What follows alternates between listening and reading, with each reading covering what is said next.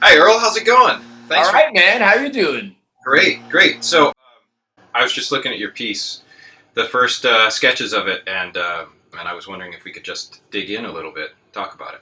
Sweet. Thanks, man. I really appreciate that. For sure. Go ahead. So before I play, I do actually want to ask a little bit.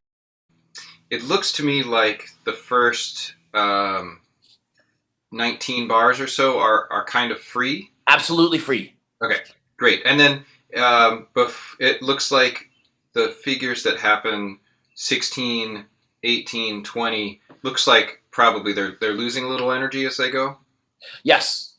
Okay. And Yes. then once it gets into this 16th note material at 22, is that kind of a meandering 16th note thing? Is it clear and steady? What do you Definitely meandering. I would say it's not quite like um like a free for all, like a la cadenza, like the opening is. Like the opening is really like take your time, like vaguely obey the rhythm. You know, you know what I mean? Like, but it's definitely super free. Once it's sixteenths, there should be kind of like an arc. It's kind of like in the way, I guess, like a Bach cello. So you know what I mean? Like you have it's 16th notes. You should not make them totally like there should be a form, but Yeah. Okay. it's not metronomic. Shaped, but within the meter. Right. Yeah. Okay. Awesome. Okay, that gives me some things to think about. So I'm going to just dive into some of it. Stop me if you want to. Sweet. Super excited.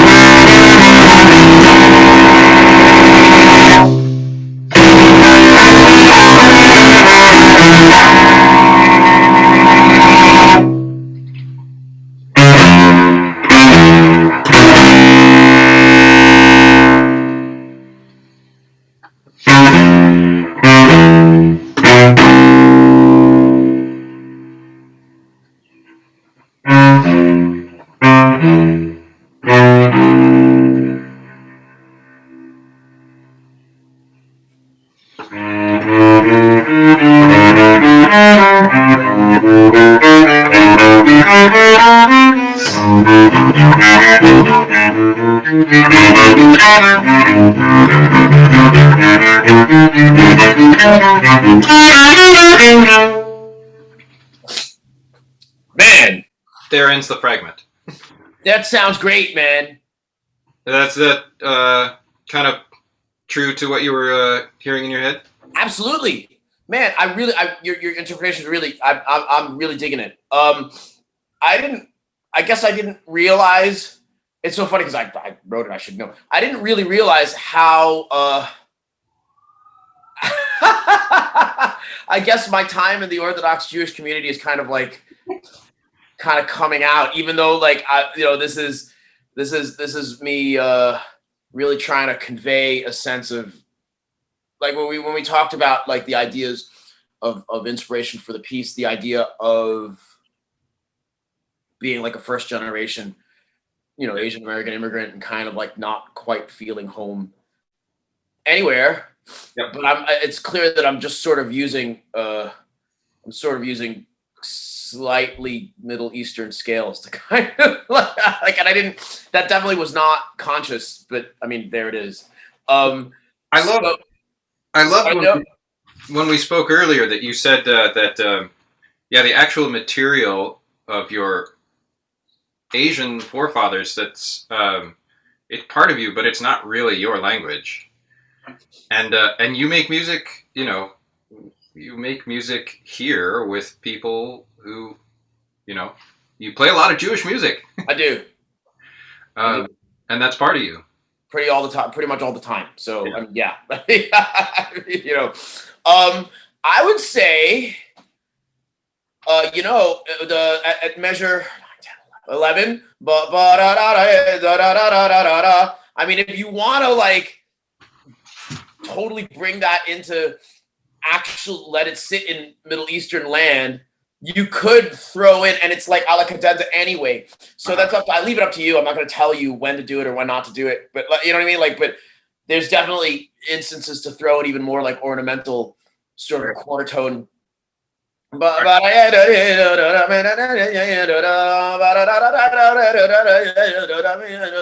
like this kind of a thing. Yeah. Okay.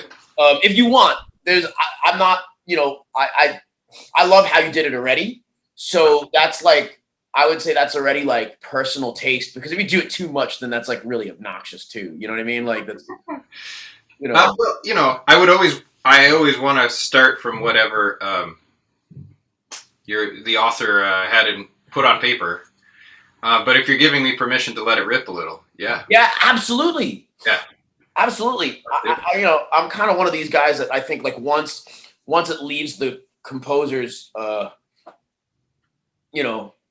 sort of a figurative pen, so to speak, I think, I'm really into any kind of honest interpretation. I'm totally into. You know what I mean? Like I'm not a stickler for like, well, I wrote it like this and really you should play it like this, and that's like not cool when you like, play that note. That's not you know what I mean? Like that's not the kind of a dude I am anyway. So, I really love what you're doing so far.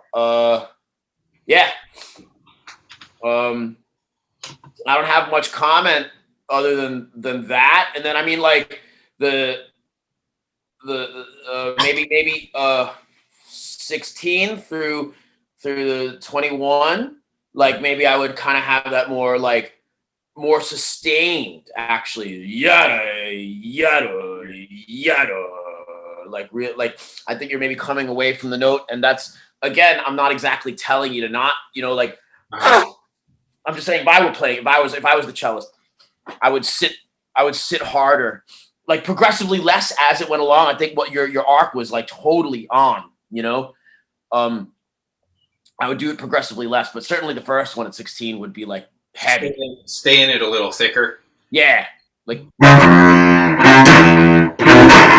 oh, maybe not so crunch. Not crunchy, but like the ba ba wa ba do wa do, let those notes like sit a little more. I would, like, but that's it. Like not even any spaces between the next one. Da ba da do, like not ba do. Like you see how you're kind of giving a breath. Okay. Yeah. Okay. Yeah. Should the energy like kind of move through to the open C, or is it coming away from, like, is it following the contour down? Da, dee, da, dee, da, or should it maybe? Can you play both ways? Yeah. I think here's how I played it the first time.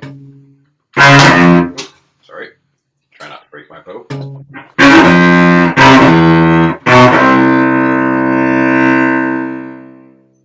Or it could be.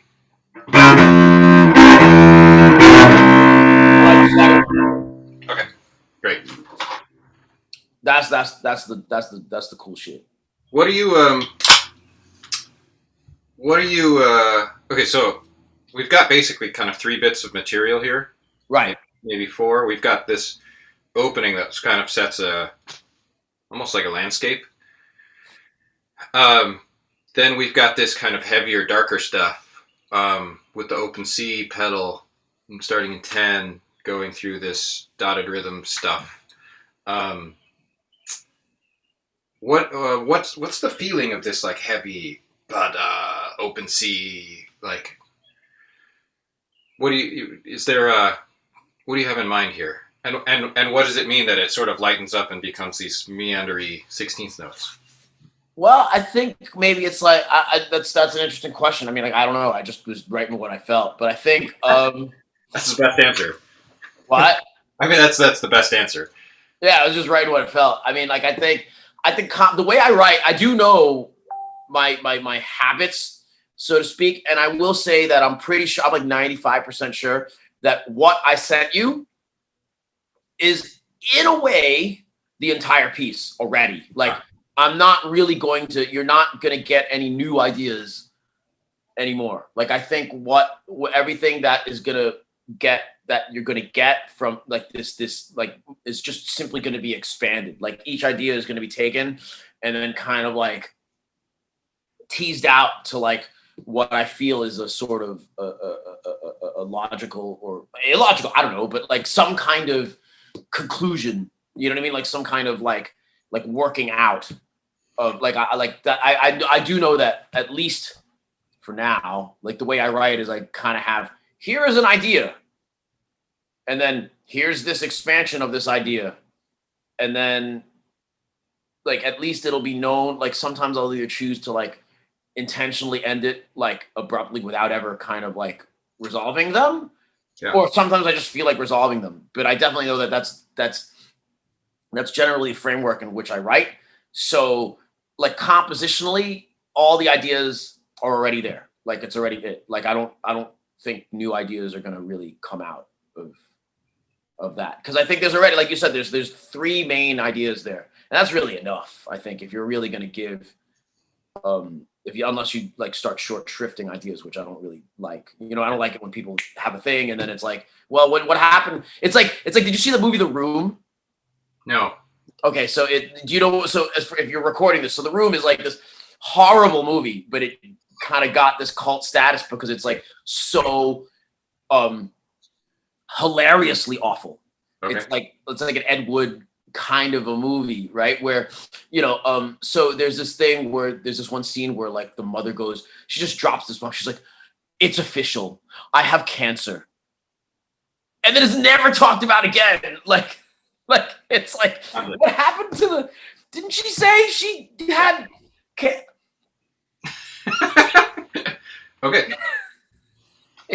Like so aside from that and the horrible acting and like in the obvious so it became like a cult classic, and they made a movie about the movie. Okay. Also starring James Franco, I think, but like because it became such a like this cult hit. Anyway, the point is that like this is a movie that sort of like drops ideas and then like I think again there could be something to be said for somebody who intentionally does things like this. That's like I have cancer, and then we're just never going to talk about it again. There's something to be said for that. That's actually kind of like hilarious and kind of very artistic in its own way. But that's not really what I do. So there's a I could imagine there. I know some composers in particular that love to drop in a little bit here or there that's not related to the others, but it's got a point to it. There's an intention to it, as opposed to just like wasting ideas, right? Or distracting from whatever is the point you're making. So when it's done intentionally like that, I can definitely get behind the philosophy of like somebody intentionally throwing things in that are like that has nothing to do with this. But you're saying that basically we have all the genetic material of the piece. It's just the DNA is going to get read and expressed, and right. That's why I felt comfortable sending that to you, because I looked at that. I was just like, that's it. That's the idea. I just need to kind of draw the conclusions. Brilliant. Well, I love that. I love that your American experience of making music for the Jewish community so much is like it's part of the sound. It's part of you. It really did. It really did get that way. It really, I've been doing this now for like 10 years. And part of your wandering. Huh? It's part of your wandering. In a way, yeah, absolutely. So it found itself. It found its way in there, and that's just what it is. Pretty honest. That's just what it is. So That's, you know, and well, but I would never call myself like a Middle Eastern music like expert. You know what I mean? Like I'm not like this. I'm still not one of these like Israeli guys that like, you know, when they show up on the, you know, they show up on the gig and they're like they're playing the guitar like really like an oud or really like whatever, and they have that deep understanding of like this kind of music. I'm still a hack. It's just that I've been around it so much that sort of like through osmosis. Like I could never tell you the rules. There's definitely rules to this also, you know, but which I am unaware of. But because I'm around it so much, like it just ends up getting expressed. Yeah. Well, I mean, I think like, you know, like Bach or like lots of other great composers that had systems of rules, like they got put in place because it sounded good. You know, they didn't write them. Somebody else came along and was like, oh, he always does this. I guess that's a rule. Right. You know, you don't have to like be able to write them down. I agree with that. Although I'll tell you a hilarious story. I don't know if this will make its way into the workshop or whatever, but I'll tell you. Depends on how funny you are. So check this out. So my buddy Kenny, he's a drummer. He's actually, in my opinion, one of the best drummers really on the planet. He's like this incredible guy. His grandfather is salsa royalty. His name is Bobby Cruz, and he's half. Yeah. So Kenny is half Norwegian and half Puerto Rican, which, I mean, from our society, I guess for whatever reason, is a somewhat unusual cultural background. He plays metal and salsa excellently. He plays everything excellently. But anyway, the point is that when he got married, all of his Puerto Rican relatives kind of crawled out of the woodwork, like the fifth cousins and like whatever, because his grandfather, Bobby Cruz, gave a free set at Kenny's wedding. And then he asked our friend, Jim, who is not a salsa guy. He has no, you know, he came up in like, you know, rock, and he can play gospel music. He can play like all that kind of stuff, but he doesn't really know anything about the salsa rules. Right. So, but Bobby asked Jim to sit in on the wedding set. Right. So he did so. And then I go, and Kenny's standing in the middle of the dance floor, and he's laughing his ass off. And I'm like, I go over to him, like, yo, they sound great. What's the matter? And he goes, dude, you can't hear it. First of all, look at the timbale player. Meanwhile, the timbale player was looking at Jim like he was going to fucking stab him in the throat, like with the sticks. Like he was just going to take the timbale sticks and just push them into Jim's throat. Meanwhile, you see Jim like sweating. Yeah. And looking like mortified and like just trying to like keep up and do whatever. And I'm like, bro, it sounds really good. I mean, like, obviously, it's obvious that your grandfather is a legend, and the band sounds amazing. And he's like, but you don't know the rules, Earl. You're not hearing it. I hear it. Like, Jim is fucking all of this up, right? And I'm like, but sounds great to me. Yeah. Like, you know, and Kenny was just like, dude, he's approaching the harmonies from the wrong side. So, like, even though you're playing an A, great. But if the chord had come before that, that was like, I'm making this up, but the vague understanding is that if this is the chord that had preceded it, you need to come from above to hit the A, not below. All these kinds of little rules in salsa that mean so much to like the practitioners and the heads, you know. Yeah. But like the ones who are like, you know, like a gringo like me, I was just, they sound incredible. He's tight. You know, Jim was playing the right chords of the song. It wasn't like he was didn't know how to play bass and was like a half step off or something, you know, like, and his rhythm was crap. It wasn't like that. It was just, he was approaching the right notes from the wrong side. Oh man, I would love to hear that. I would love, yeah. That sounds like an incredible, like, anthropological experiment, right? But yeah, dude, that timbale. Also, then later after the wedding, I said to Kenny, I'm like, yo, but your timbale, that your grandpa's timbale player was kind of a dick, right? Because, you know, he knows that Jim's a gringo. Yeah. Cut him a little slack. Like, he doesn't have to be a dick. You know, like looking at him, he was going to kill him. You know. That's excellent. I do wish I could have heard that.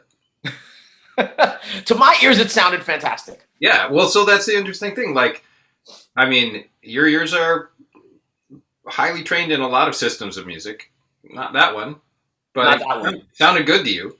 Sounded good to me. I would be interested to see what that would be like for a lot of people. Yeah, me too. Because Jim really was going dong ging gong ging gong ging gong. He was doing that, but it was just not pure. He was not following the rules. Awesome. You know, luckily the Israeli guys don't get mad at me. So, well, it's probably pretty. You know, I don't need to tell that many stories about my experience, but like being partly Jewish, I think there's that's a community that is interesting about who they consider on the inside and who they don't, and who they cut slack about things and who they don't. Interesting. What's your perspective? Because I actually well, okay. So, like for example, like my mother's Jewish.